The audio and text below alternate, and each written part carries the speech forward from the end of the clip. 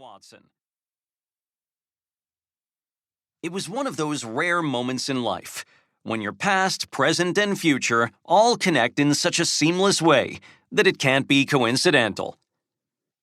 The young job candidate sitting at the conference table in our corporate office in Houston reminded me of me, fresh out of college if you flashed back 20-some years. Different company, different era, different haircut for sure. But Chad was just as intent on being selective about his first job out of Baylor University as I had been. I could tell from his thoughtful interview answers that his selectivity wasn't due to a sense of entitlement or ego, but because he apparently understood something that not all 21-year-olds know. If he chose well in this first job, the payoffs in his future would be far greater than any paycheck. If the work aligned with both his personal and professional passions and goals, he would be stepping out into a life for himself, not just a career. It would be a critical decision. He clearly intended to choose wisely. After seeing so much of myself in this young man, I was even more grateful that I had Jeff Reeter around to help when I was navigating those kinds of decisions after college and beyond. Jeff and I were introduced by mutual family friends while I was exploring job options during my senior year at Baylor. At that time, Jeff was a financial representative at Northwestern Mutual's Dallas office, and he wanted me to join his record-setting sales team. As a global leader in the financial services industries, Northwestern certainly had a lot to offer someone like me. So did Jeff. I intuitively sensed he could teach me a lot. For several reasons, however, I didn't feel the company was the best fit for me. So, while I respectfully declined Jeff's job offer, I did take the opportunity to ask, "But can we have breakfast once a month?" It was a deciding moment in my life.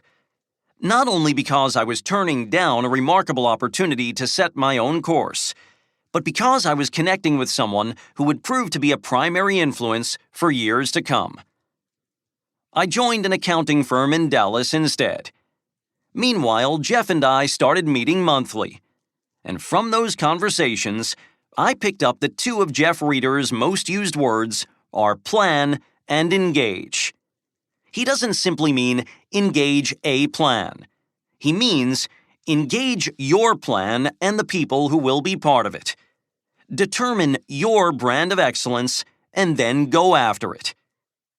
This was my first introduction to doing life differently and leading myself. Jeff's focus for living by design, not by default. And I needed this concept because my motto at the beginning of my career was, "Be awesome at work and everything else will just fall into place." I particularly thought my family life would automatically thrive if I was succeeding at my job.